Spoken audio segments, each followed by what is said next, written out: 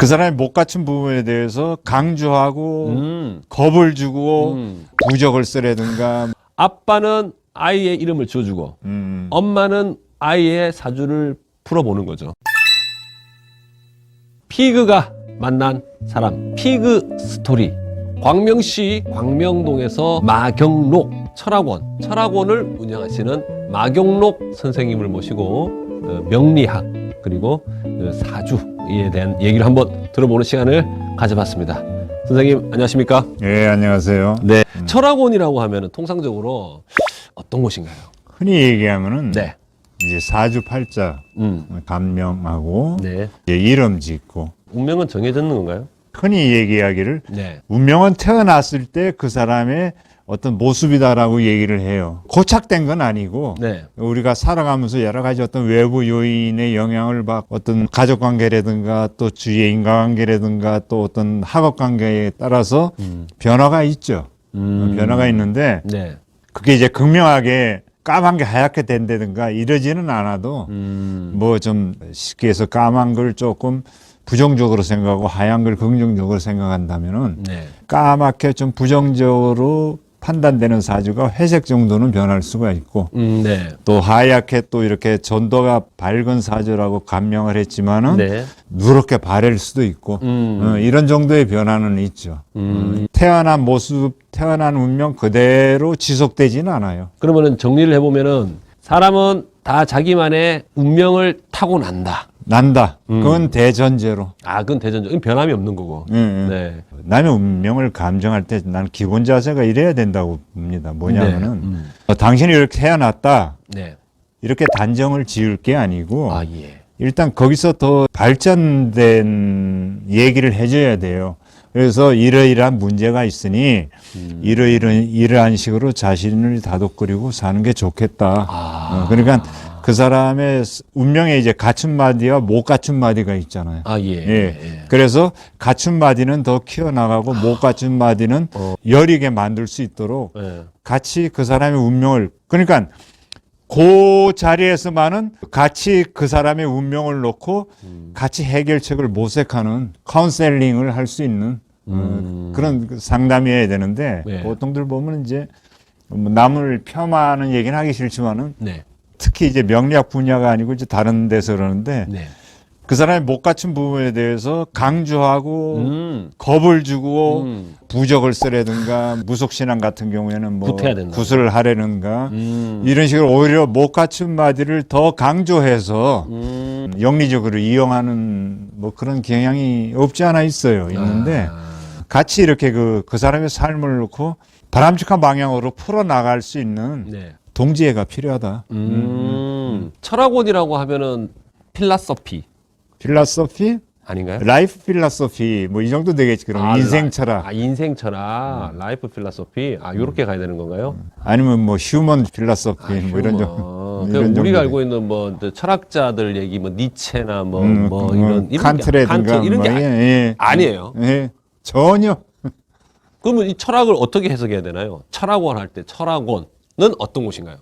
철학원은 나름대로 한 개인의 삶을 천착해서 바라보면서 기일흉과 운의 흐름을 보고 함께 어떻게 하면 좀 더 바람직하게 살아갈 수 있는가를 같이 고민하는 장소. 심리 상담은 이 사람의 마음이 좀 아픈 사람들의 심리를 들여다봐서 이렇게 좀 아픔을 달래주고 이렇게 하는 거고. 그러면 그래서 내가 서가에 보면은 이제 심리학 책도 있어요. 아무래도 내가 감정하는 분야가 마음의 병소가 더 많기 때문에 몸의 병소, 몸이 아프면은 병원 가겠지. 그렇죠. 예. 그래서 그 마음의 병소를 뭔가 상담을 하면서 위무해 줄 수 있으면 하면 좋잖아. 네, 그렇죠. 그래서 그런 부분도 관심을 갖고 있습니다. 아, 그러면 그 같이 해주시는 거예요? 그분들한테 필요하다면은 이제 그런 부분도 언급을 할 수 있어요. 언급은 할 수 있으나 그러면 철학원에 딱 가면 기본적으로는 명리학에 근거해서 이 사람이 갖고 있는 운명에 대해서 이렇게 당신의 운명은 요러한 이러이러한 모습이다. 일단 이제 그 라이프 맵을 그려가지고 라이프 맵. 아, 좋네요. 그래, 이러한 모습이다. 그래서 이런 장점이 있고 이런 단점이 있고 이런 어려움이 있고 이런 수탄함이 있다. 그랬을 적에 좋은 부분은 이제 계속 그런 식으로 살아가면 되니까 그런데 이제 문제가 되는 부분에 대해서 어떻게 좀 더 수월하게 헤쳐나갈 수 있고 그다음에 또 언어 시에 좀 더 조심해야 되겠고 아니면 좀 더 발전적으로 좀 더 추진력을 발휘할 수 있겠고 이제 이런 부분들을 같이 고민하는 거죠. 그러면 딱 태어날 때 이제 우리가 연월 일시는 다 나오잖아요. 네, 다 나오고. 그럼 딱 태어날 때부터 그 사람이 쭉 살아가는 운명이 뭐 80이든 100이든 이렇게 나오면 그림이 딱 그려지는 거예요. 일단 기본적인 그림 그려지죠. 명리에서 제일 중요하게 생각하는 거는 이제 네. 격국과 용신이라고 그러는데 어떤 모습으로 태어났느냐를 보고 예, 예. 그 다음에 이제 10년 운을 대운이라고 그러는데 예, 예. 우리가 1년 운을 세운이라고 그래요. 그래서 세운에 비해서 기간이 기니까 이제 대운이라고 그러는데 그 대운의 흐름이 네. 당시에는 어떤 식으로 흘러가니까 어떻게 이제 상승곡선, 하강곡선이 있잖아요. 예. 그래서 이 상승곡선일 때는 어떻게 대처를 하고 하강곡선일 때는 어떻게 대처를 하는 게 좋겠다. 이런 걸 같이 고민하는 거죠. 그러면 태어날 때 그 아이들부터 봐야겠네요. 부모들이 이걸 봐야 되는 거 아닌가요? 일장일단이 있는 게 어떤 면인가요? 이제 미리 어떤 그 아이의 대체적인 모습을 보고 네. 어떻게 길러야 되겠다는 장기적인 안목으로 대책을 세울 수 있다는 장점이 있고 네. 단점은 잘못하면 그게 편견이 되기 쉬워요. 아이 빠져드는 거죠.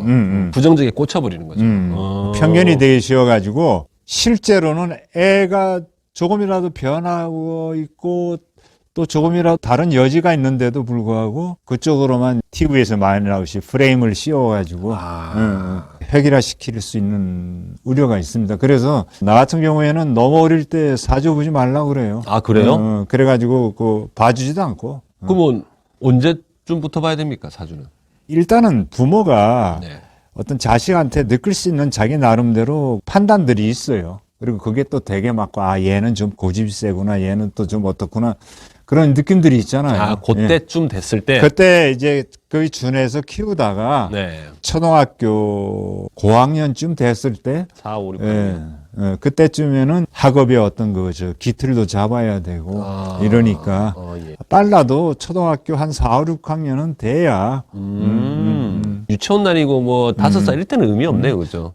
그렇죠. 그리고 애 성격 엄마들이 다 알아요. 얘는 고집이 세다, 게을르다, 뭐, 아니면 부지런하다, 아니면 말이 많다, 뭐 다 알아요. 그건 아는 그 나름대로 판단을 가지고 키우면 됩니다. 아, 그럼 전 선생님한테 진짜 궁금한 건 그 운명은 타고나는 거죠. 성격도 타고나고 막 그래요? 그건 대전제예요. 명리학에서는 타고난다는. 아, 그렇구나.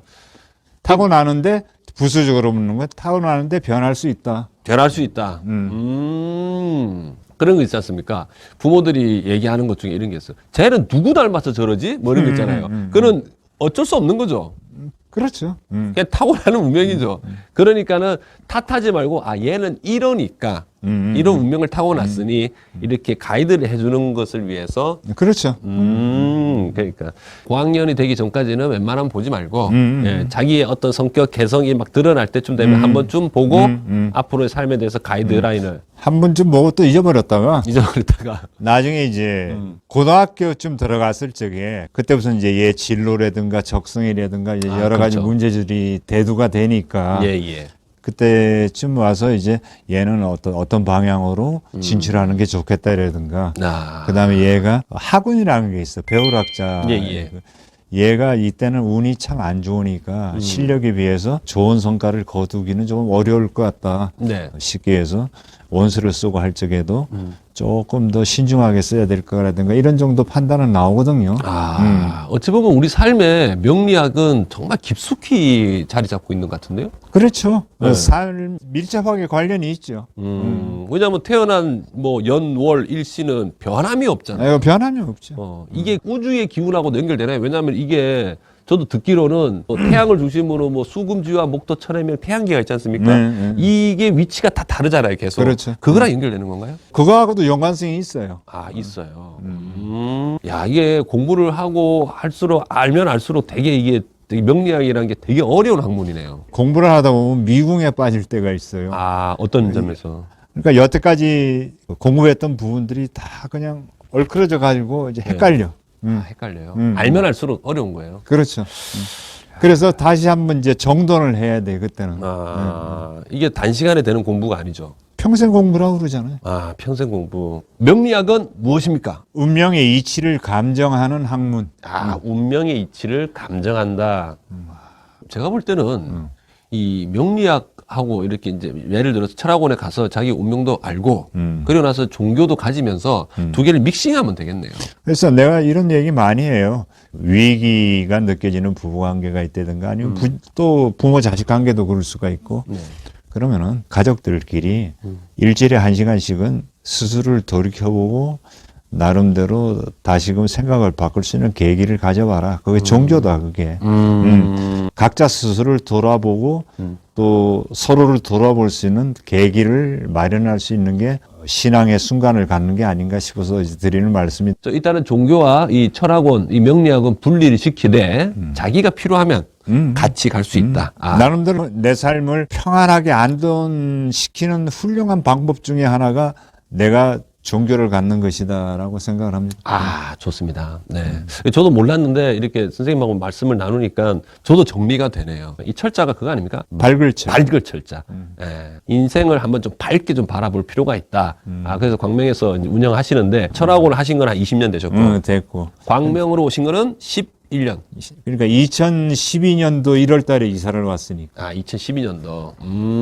피크풀인 광명이 이제 광명에 사시는 분들이 아니겠습니까? 그러니까 선생님도 광명에 사시는 분이고. 지금 현재 광명동에서 그 새마을시장, 광명사거리에서 새마을시장 쪽으로 가는 그 길에서 마경록 철학원을 하십니다. 네, 그렇죠? 그래요. 네, 명리학을 공부하시고. 광명에 오신 게 2012년. 그때 책을 출판을 하셨습니다. 다른 책도 많이 출판을 하셨었죠? 네, 그래요. 네, 그때 나온 책이 이제 엄마가 풀어보는 내 아이 사주.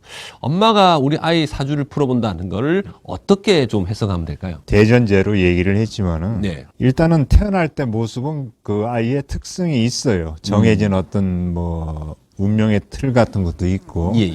그랬을 적에 근데 그게 다 다르잖아요, 모습이. 다 다르죠? 네. 빨주노초 파남보가 다 있잖아. 맞습니다. 그래가지고 가령 얘가 빨강에 속한다, 파랑에 속한다, 뭐 녹색에 속한다 했을 적에 우리가 맞춤 교육이라는 걸 전제로 얘기했을 적에 예. 어떻게 육아를 하고 어떻게 교육을 시키냐는 방법론도 달라야 된다고 보거든요. 그래서 그런 부분에 대해서 나름대로 이제 대비를 할 수 있고 공부를 할 때도 우리가 네. 1대1 학습이 맞는 애들도 있고 그렇죠. 학원에 가는 게 맞는 애들도 맞습니다. 있고 과외하는 애들도 있고. 예, 네. 맞아요. 1대1. 그 다음에 엄마가 주도적으로 끌어줘야 되는 애들도 있고 맞습니다. 그걸 어떤 정도 이상의 간섭이라고 생각하고 요새 이제 자기 주도형 학습 뭐 이런 얘기도 많이 하는데 네. 스스로가 계획을 세우고 또 거기에 따라서 어떤 나름대로 그 얼마든지 효율적인 공부를 할 수 있는 이런 애들도 있고